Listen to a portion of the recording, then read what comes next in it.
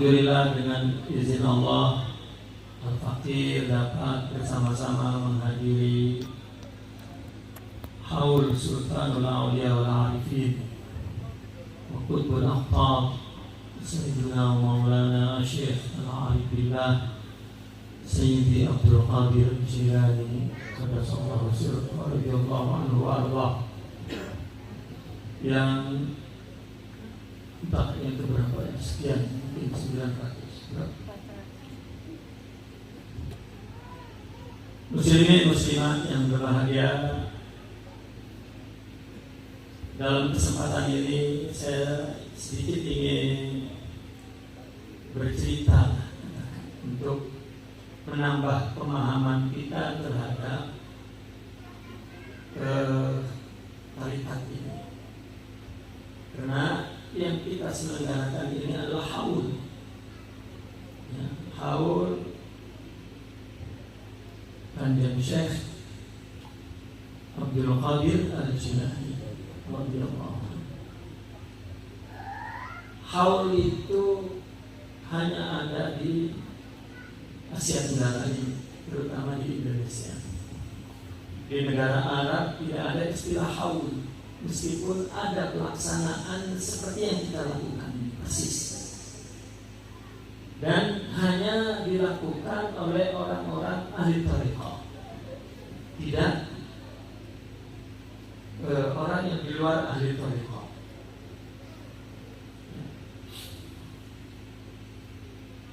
Namun mereka tidak menamakan haul, hanya menamakan maulid saja.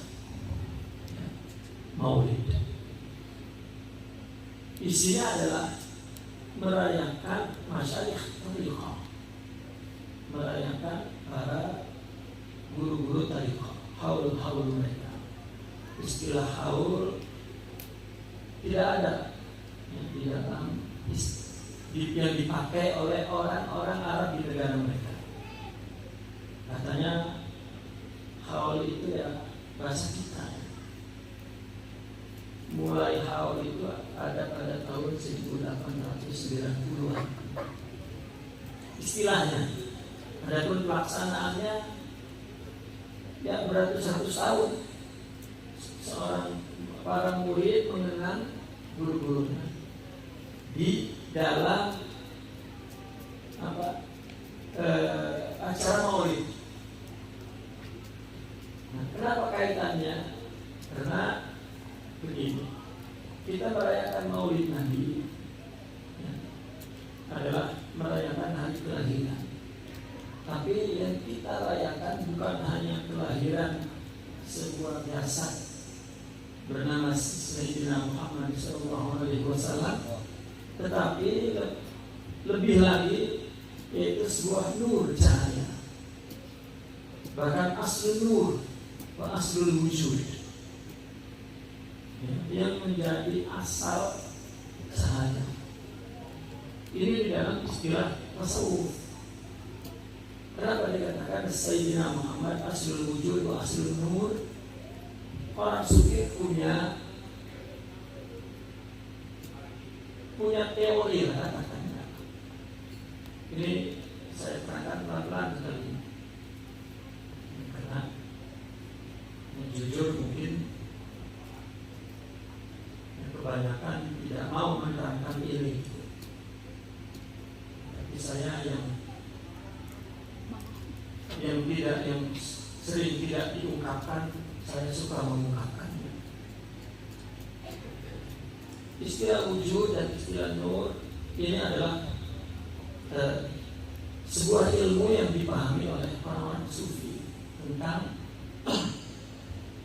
makhluk, terutama manusia. Kenapa dinamakan aslul wujud dan juga dinamakan aslul nur? Saya ingin mengajak ringkas. Saya coba ringkas.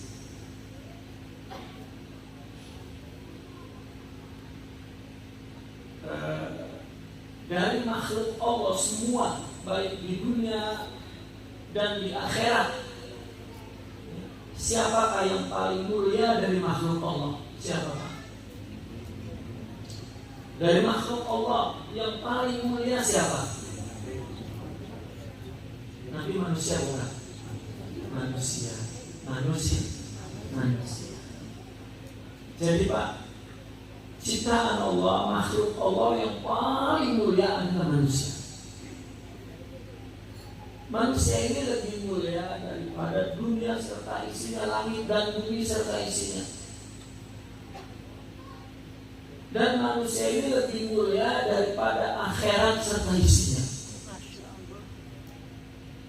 Apa isi akhirat? Surga dan malaikat dan jin. Ada yang jin setan, ada yang jin tidak setan. Manusia lebih mulia daripada surga dan neraka, daripada malaikat dan jin. Kenapa? Karena semua itu, selain manusia, semua tadi yang ada di dalam dunia serta isinya, di akhirat serta isinya, diciptakan untuk manusia. Manusia diwujudkan setelah semua ada. Iyalah, kalau rumah tidak ada, bagaimana kita mau masuk ke dalam rumah itu? Contoh yang idealnya, jadi kita laki-laki membangun rumah, ya sama isinya apa? Pipa, lemari, semua untuk ya, kita laki-laki bangun rumah dan menyiapkan isinya untuk siapa Pak? Oleh karena itu perempuan lebih mulia Pak dari rumah serta isinya, karena kita ciptakan ini untuk dia. Begitulah perumpamaannya. Nah, kalau tidak ada perempuan yang akan kita masukkan ke rumah kita, adakah rumah serta isinya? Tidak ada. Benar, percuma. Orang bujang tinggal di situ, aduh, sengsara, menderita meskipun semua ada.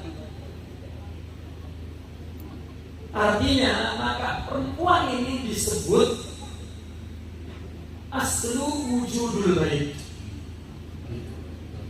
Kenapa ini ada? Karena ini asalnya. Ini logikanya begitu. Nah, dunia serta isinya, akhirat serta isinya Allah ciptakan untuk kita masuk ke situ. Maka kitalah aslul wujud. Itu sebab teorinya ketika orang sufi menjelaskan manusia diciptakan dari apa? Ya, simbolnya, rumusnya dari tanah. Artinya dari dunia ini. Makhluk yang ada di dunia ini semua dari tanah. Manusia diciptakan dari bahannya yang ada di dalam dunia ini. Kita ada tanah, ada api, ada dari air, angin atau lagi? Iya. Setiap hari dibuang gak habis-habis. Ada semua. Bahan-bahan pohon-pohonan ada. Bahkan Pak, kita juga diciptakan dari sifat-sifat binatang.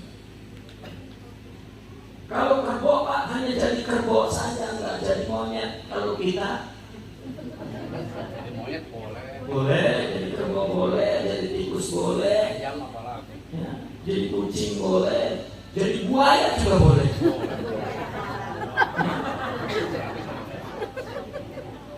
Artinya itulah yang dimaksud. Ya, laqad khalaqnal insana fi ahsani taqwim. Itu sebab Allah mengatakan inni ja'ilun fil ardi khalifah. Aku jadikan bumi ini, di bumi ini, ya, aku jadikan di dalam bumi ini ada pengurusnya, manusia. Yang ngurus di hutan manusia, yang ngurus di laut manusia, ada yang sampai ke bulan sudah.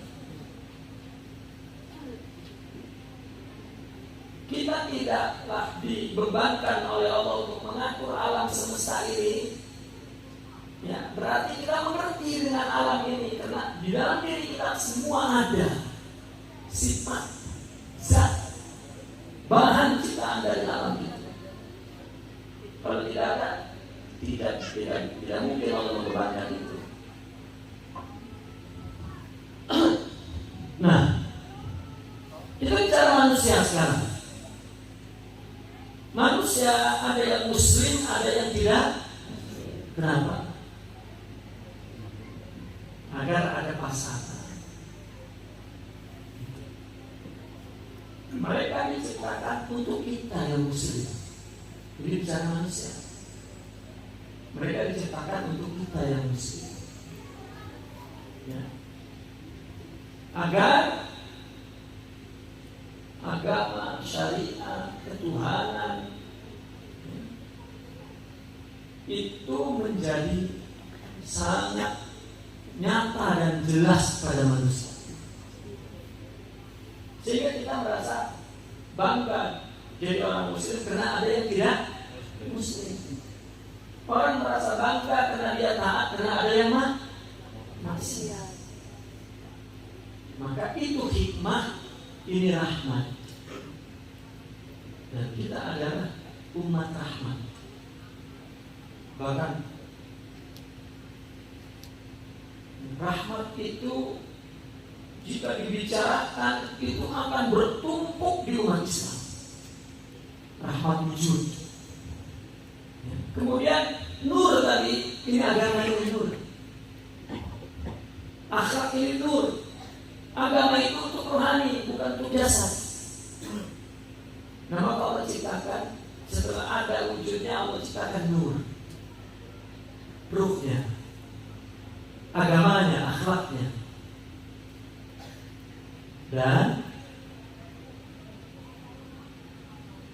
di antara manusia yang paling cantik dan indah, ganteng dan handsome, Sayyidina Muhammad SAW. Seolah-olah dialah pelaku utama hidup ini. Dialah contoh semua kehidupan cahaya ini, agama ini. Dan dari segi tubuh pun dialah asalnya. Ya, kenapa? Kalau tadi kita diciptakan dari alam semesta menjadi manusia, maka ada manusia yang sempurna tubuhnya, yaitu Rasulullah SAW. Sampai ilustrasinya begini, Pak. Ada teori Big Bang, kan? Dunia tadinya tidak terpecah-pecah, bulat menjadi satu begini. Ini sekedar teori, ya, argumentasi untuk akal lima. Kenapa Nabi kecantikannya, ketampanannya 100%? Nabi Yusuf 25%. Ya. Dan kita ini dari zaman Nabi Adam sampai hari kiamat bareng-bareng 20%. Makanya jelek-jelek. Ya, bareng-bareng 20%. Itu pun satu teori untuk menjelaskan bahwa Nabi adalah asal. Sehingga teorinya begini. Dulu tanah masih bulat begini, lalu diambillah, diciptakan Nabi. Setelah itu pecah.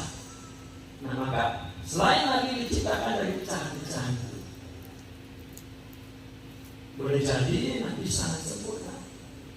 Seluruh sifat, ya, kemanusiaan beliau sempurna. Ya, maka Nabi punya kekuatan fisik yang melebihi kekuatan seluruh fisik yang dimiliki oleh manusia, dan memiliki kecantikan, kegantengan jauh lebih sempurna dari kita. Kalau kita bicara bahwa surga, neraka serta isinya dan seluruh manusia, ya, diciptakan untuk muslim, maka sebetulnya muslim pun sumbernya, asalnya adalah Sayyidina Muhammad SAW. Kita meniru agama dari Rasulullah. meniru akhlak dari Rasulullah, nur itu. Maka dikatakan Nabi aslul wujud wa aslul nur.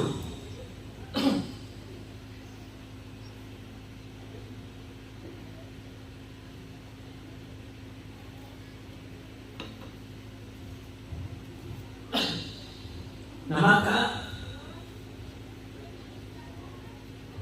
dirayakanlah maulidnya, karena kita merayakan, ya lebih yang kita rayakan adalah nurnya, agamanya, akhlaknya. Ya. Karena Nabi mengatakan ana ar-rahmatul muhda, sayalah rahmah yang dihadiahkan oleh Allah. Nah kemudian nur itu, akhlak itu, sifat rohani itu akan terus hidup. Karena kalau Nabi sebagai jasad sudah tiada, yang kita ikuti adalah Nabi sebagai ruh. Ya Pak, Bu, kita disuruh memiliki sifat sabar. Sabar siapa? Sabar Nabi. Jika kita memiliki sifat sabar, mesti kita mengikuti Nabi. Kalau kita memiliki sifat ikhlas, maka kita mesti mengikuti Nabi. Otomatis. Maka kita disuruh memiliki itu, disuruh mengikuti Nabi. Maka sebelum kita memiliki ruhnya, kita disuruh mengikuti syariatnya. Sholat, puasa, zakat, haji, berbuat baik kepada manusia, orang tua, anak. Itu dalam rangka membangun kepribadian, saksian, jiwa, nur. Ya, itu yang kita ikuti. Nah jika kita tidak memiliki nur itu, maka agama ini kita laksanakan hanya zahir saja. Sholat kita dari umur 7 tahun sampai umur 70 tahun sama saja kualitasnya. Tidak khusyuk, tidak sidik, tidak ikhlas, tidak sabar, tidak ridha. Ini tiap tahun haul pun masih tidak sabar, pengennya ya, kalau udah dengerin ngaji itu cepat aja, jangan lama-lama. Ya. Padahal kita melakukan ini untuk mendapatkan nur itu. Ya. Jika kita memiliki semua akhlak, maka rasa yang kita rasakan di dalam jiwa kita itu rasa Rasulullah SAW. Seperti kita punya kekasih, rasa itu yang kita rasakan. Namun tempat nur ini, jasad Nabi telah wafat 1500 tahun yang lalu. Namun sebagaimana syariatnya pun turun, hakikatnya itu namanya nur, itu hakikat, sifat jiwa itu, akhlak itu hakikat, pun ada pada tubuh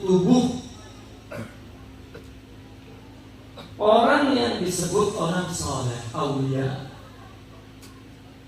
Maka itu yang dimiliki di dalam tubuhnya sifat nur Nabi Muhammad Sallallahu Alaihi Wasallam. Maka disebutnya Nur Muhammadi. Nah, maka kita merayakan haul bukan jasadnya, tapi nur yang memang tengah kita cari, kita perlukan, kita inginkan untuk dapat kita mampu melaksanakan syariatnya dan mampu menjalani hidup ini. Bu, kalau kita tidak punya nur, kita tidak mampu menjalani hidup sebagai istri, sebagai ibu, sebagai tetangga, dan sebagai lainnya dalam status kehidupan. Begitu juga kita laki-laki tidak mampu, Pak. Maka istilahnya hidup tanpa cinta tidak akan apa itu? Ini cinta rohani, bukan cinta fisik. Ya. Ini kalau saya bicara cinta terus 1 jam lagi. Terus aja. Ya terus. Kalau cinta fisik tumbuhnya dari kesempurnaan fisik. Maka jika ada orang laki-laki yang nggak punya cinta, berarti orang yang setengah. Pak, cinta itu satu nama yang di dalamnya terdapat berbagai sifat-sifat yang menjadi keinginan keperluan tubuh. Al-hub huwa iradah. Cinta itu keinginan itu tumbuh dari semua sifat. Kita laki-laki, mata kita pengennya melihat perempuan yang cantik itu. Ya udah hasilnya jelek ya terima. Ya Enggak salah. coba bapak-bapak nih pengennya punya istri cantik kan, baik, ngomongnya pelan. Ternyata takdirnya kita dapat istri jelek. Tapi katanya mendingan yang jelek ya Pak. Iya awet. Awet. Ya, makin lama Sampai mati awet. Terus. kalau cantiknya berubah, udah tua jelek. Nah, maka cinta yang tumbuh dari rohani adalah cinta yang cinta rohani atau cinta hakiki, cinta yang tumbuh dari rohani. Rohani yang mana? Rohani yang memiliki nur sifat-sifat mulia, yang di dalam jiwanya punya sabar, punya syukur, punya ridha, punya sidik, punya ikhlas, punya zuhud, punya ifah, punya qanaah, punya yakin, punya mahabbah, punya tafahum, punya ilm, punya ma'rifah. Punya itu maka makin banyak akhlaknya, makin sempurna cintanya.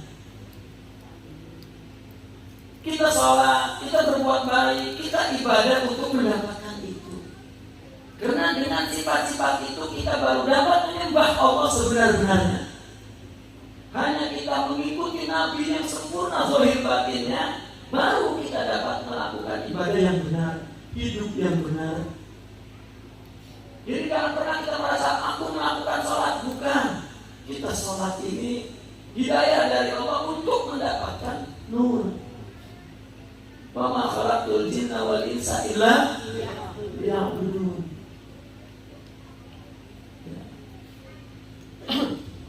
Nah, untuk inilah kita melaksanakan haul. Ya, para ulama warasatul anbiya.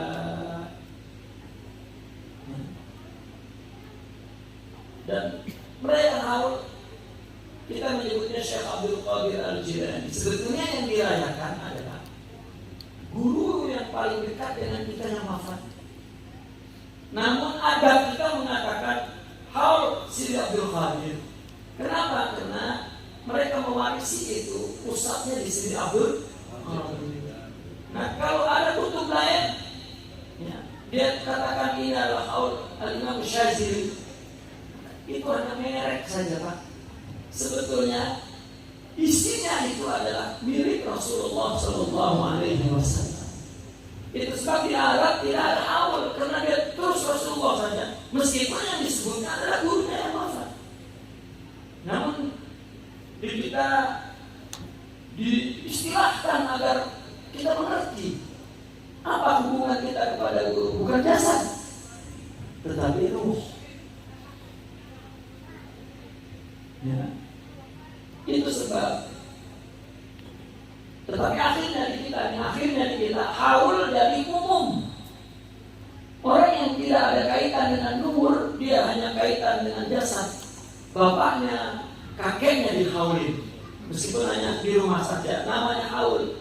Karena kita memahaminya adalah seperti kita memanjatkan doa-doa kepada yang lain. Selama isinya betul, istilah itu gak penting. Ya, sah-sah saja. Saya hanya ingin mengembalikan ya istilah yang sudah terlanjur dipakai tanpa tahu asalnya, maka saya ingin jelaskan. Artinya kalau tidak ada penerus tarikat, maka hampir tidak perlu haul. kepada Syekh Abdul Qadir, kepada guru-guru yang paling dekat. Tidak perlu. Karena ketika kita kumpul dan haul, Syekh Abdul Qadir itu hanya merek. Nah, maka tadi di Arab tidak ada, karena memang dia terus mereka langsung menyebutnya maulid saja. Menyebutnya maulid saja. Nah inilah bapak-bapak dan ibu-ibu. Dan saya ingin terakhir menjelaskan. Lalu metodenya apa metode apa? Cara yang dilakukan oleh orang sufi. Kenapa ada haul? Saya ingin jelaskan secara singkat. Tasawuf ini adalah sebuah program, katakan. Sebuah program di mana dengan program ini programmernya, katakan begitu, menjalani agar orang yang dididik dengan program ini mampu menguasai program ini. Nah, maka seorang programmer ini melakukannya mempunyai beberapa cara. Tasawuf ini adalah program agar syuhud, agar ma'rifat, agar punya nur, agar usul, agar menjadi hamba yang sempurna. Di Al-Quran disebut agar muttaqin, agar awliya, agar siddiqin, agar muqarrabun, agar sabirin, syakirin, muhsinin. Itu istilah dalam Al-Quran.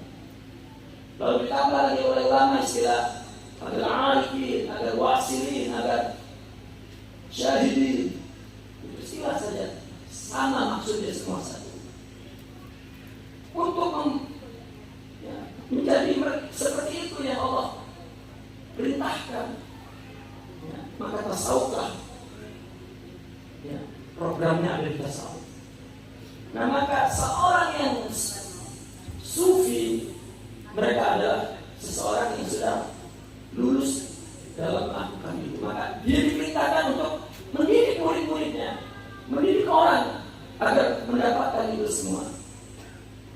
Maka disebutlah syaikh atau mursyid, maka pelajarnya disebut murid. Nah, hubungan syekh dan murid punya manhaj, punya metode, punya cara. Nah, secara umum manhaj itu, metode itu ada dua.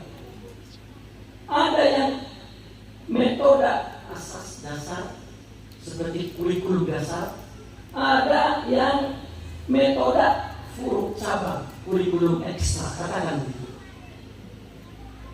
Apa dasarnya? Zikir, mujahadah, dan sohbah. Ada guru. Apa gurunya? Apa ekstranya? Maulid atau haul, qasidah, baca aurat, baca hizib, baca manaqib, dan lain-lain. Ini guru, ini ekstra. Maka jangan sampai kita balik ekstra jadi dasar utama nggak ada. Ini nggak jalan, Pak.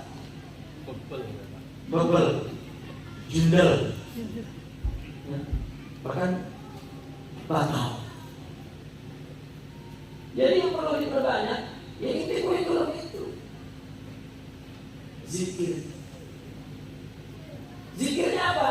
Istighfar, selawat, dan la ilaha illallah. Dah. Yang lain guru. Nah, saya ingin menjelaskan lagi secara ringkas. Yang usul ini langsung menyentuh hati. Sedangkan yang furu hanya menyentuh emosional untuk membangun semangat. Nah, oleh karena itu, jika semangatnya semangat, apa kalau kita semangat apa yang semangat itu aja? Semangat Kerupuk. Yang di majelis saja, wah seperti wali ya. Baca maulid, baca sampai rumah seperti iblis. Akhlaknya tidak ada. Tasawuf itu bukan hanya hadir di majelis zikir, tapi tasawuf medannya adalah kehidupan ini. Semua ketika orang masuk tarekat, semua hidup ini adalah dijadikan tablik terbiak, latihan untuk mendapatkan nur.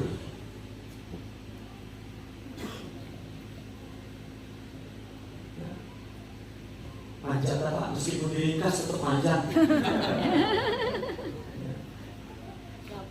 Saya ingin memberikan gambaran yang jelas agar kita paham apa sebetulnya tarikat. Jangan furuk jadi usul, usul jadi furuk. Balik. Ngaji itu usul. Kita baca di manaqib Syekh Abdul Qadir Al-Jilani mengajar 13 ilmu dan disebutkan dalam manaqib malam ini ngajar ini, malam ini ngajar ini. Ini orang tarekat pas lagi ngaji begini lemes. Jadi usulnya nggak jelas ini.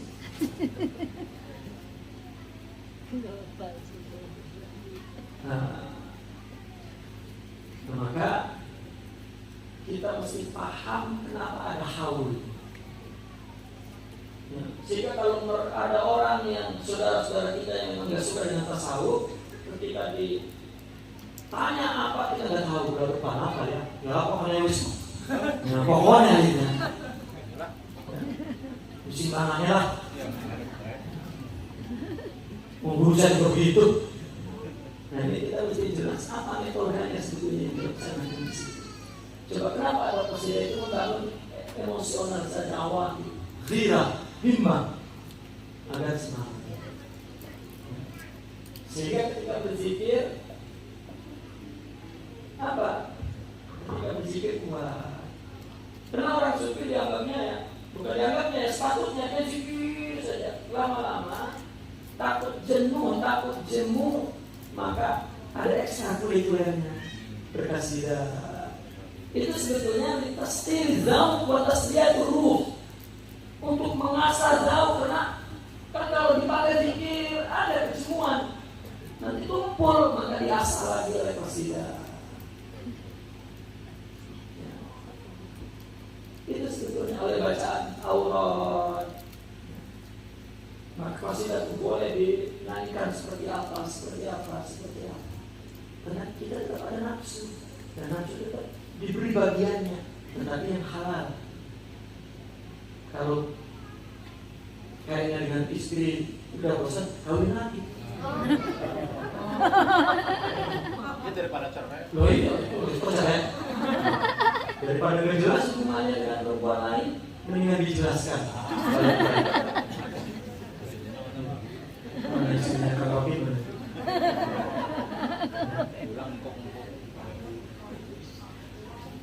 Daripada dia orang uring-uringan, mendingan diizinkan saja.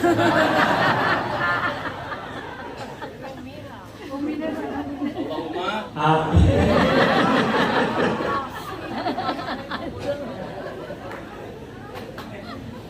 Jadi melatih. Ya, paham ya? Kenapa ada haul? Ya. Memang negara kita ini unik.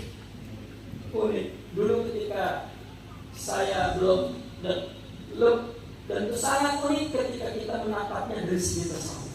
Untuk negara kita, boleh dikatakan bumi kita ini adalah ardul tasawuf.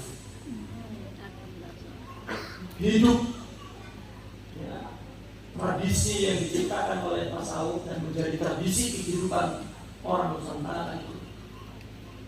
Dan itu diakui oleh semua ulama yang datang dari Arab. Itu sebab semua ulama Arab suka, senang dengan orang kita. Ya. Nah maka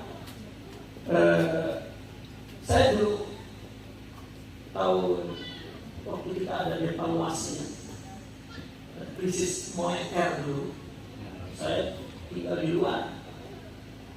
Pada saat itu saya merasa kecewa sebagai bangsa Indonesia, sedih Karena kita berpikir kita kurang nanti itu berdakwah, tapi keadaan sudah seperti ini. Dan saya waktu itu timbul keinginan untuk pindah menjadi warga negara lain. Saya senang berpikir apakah saya mau tinggal di Arab, negara-negara Arab, atau di Eropa, atau di mana. Saya pikir, tapi kita punya guru itu pentingnya, punya guru. Saya konsultasi dengan dia. Saya bilang sih, negara kami begini. Saya sedikit sekali. Saya malu. Rasanya saya tidak mampu balik dengan keadaan begitu untuk berdakwah, untuk mengajar kepada kita. Saya tidak mampu. Bagaimana untuk perubahannya? Kayaknya sudah tidak mungkin dirubah. Dari bawah sampai atas nyambung lah. Seragam.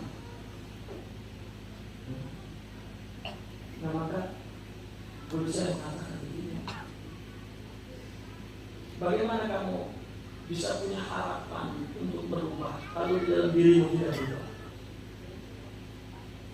Jika kamu telah terjadi perubahan dalam dirimu, maka kamu menatap dunia ini dan menantang untuk dirubah. Jawaban itu cukup menutup kesalahpahaman dan juga keinginan yang sama itu. Saya menangis, ya Allah, putus asa, merana, sengsara, duka, lara, kecewa itu datang dari hati yang tidak ada nur. Misalnya istri di poligami marah itu nggak ada nur.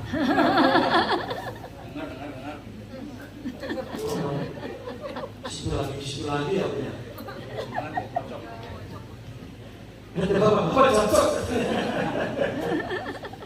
Ya, semua hidup itu ujian dari Allah untuk membangun nur, Bu, sebetulnya. Allah merintahkan agama, merintahkan hidup ini enak, gak enak, susah.